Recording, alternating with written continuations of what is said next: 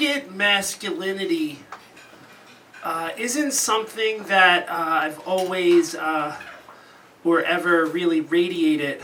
But I learned, especially when I was in 7th grade, I'll tell you about that why about that in a second. But I learned that for me, being a hero sort of meant learning to stand up for myself. And I kind of was the kind of kid who I played sports, but if people called something one way, I wouldn't fight them, or if they pushed me, I'd just go, that's funny.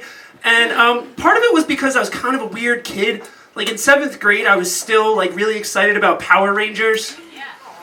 I was too old for it, but Zordon had just revealed that the mysterious White Ranger was Tommy, which was a plot twist that nobody saw coming. Everybody thought he was gone when the Green Ranger died.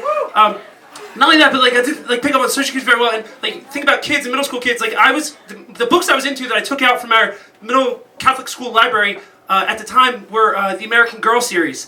And the Addie books are incredible, and that didn't help. And I was starting to get into the opposite gender, but I went to an old school Catholic school. So if we ever did see an image of sexuality in whatever way, it was always paired with images of death and hellfire. And girls in my school, a lot of them gave me the same compliment, but it didn't help much. They said, I would kill for your long, luscious eyelashes. And at the time, the way that my expressed itself, I would go to the computer lab a lot. Not for that. I would go to because I had a major crush on typing tutor Mavis Beacon. Her approval did something for me. And at some point, my very wise mom knew that this kid who's excited about words per minute and the home row and Power Rangers is gonna start getting his ass kicked. So she came up to me and she said, "Steve, I think it would help if we signed you up for karate. I think it would help with your self-confidence." Now, I don't know if any of you guys are familiar with the ancient Japanese art of Shotokan karate. But what I learned when I was taking it was we were being turned into deadly weapons. And we were only to use our karate in the most necessary of circumstances. And my sensei really he only had one eye, which I was fine with. That's fine. But he was always had a chip on his shoulder. Would always call me up to fight him. I never wanted to. So he would ask me to punch him, and I never really tried to punch him. I would just go like this and duck out of the way. But he would always block it and then kick me really hard in the shin. I was I get it. Your depth perception is just as good, if not better, than mine. And what we did for 6 months straight is this thing called a kata, where you would get in the ready position. And then we did these 3 punches, and it was 1, 2, and your feet are sliding forward, 3, and on the third one you're supposed to say from your gut kya.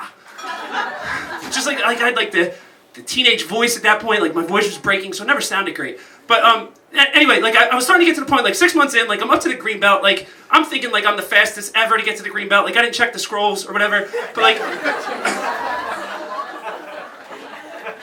I'm wondering, wax on, wax off, Mr. Miyagi, why are we doing this? And but eventually I realized that I'm playing soccer one day with my friends. And there's a kid there who we're kind of friends with, but we don't always hang out with him because he's one of those kids in middle school, if you remember these types, who, and I'm sure he's grown out of it, would just spaz out for no good reason. And so this one day on the soccer field, I don't even remember what it was about, he flipped out, and for the first time in my life I was yo, calm down. And he came over to me and he starts rushing toward me. I start thinking I'm in a real jam here because I'm now a deadly weapon. I don't want to kill this kid. So I get in the ready position. And as he comes towards me, again, don't want to hurt him, but he's coming towards me and he's flying with his arms, and I'm planning on if I need to use the whole kata, I will, but it all just comes out at once. I take a little step forward because Catholic school they really emphasize personal space and don't invade it unless you absolutely have to. So I step in, and I awkwardly hit him in the face and shout like a damaged crow, "Ka!" But it hit it one of my knuckles hit him right in the eye, and he runs home he's not dead, it's worked out. So he runs home, and I realized that day that, you know, I could stand up for myself. And no kids ever, like, picked a fight with me again in my middle and high school career, even though, like, I was in Model UN and whatnot. But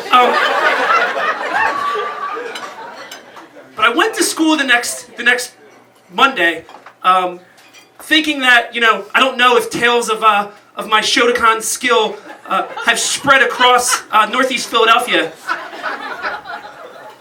But I do know that that year in 7th grade, I got my first kiss. And that next time I sat down with typing tutor Mavis Beacon, she wouldn't be feeling the fingers of a man, nor the fingers of a boy, but she might just be feeling the fingers of a hero. Thank you.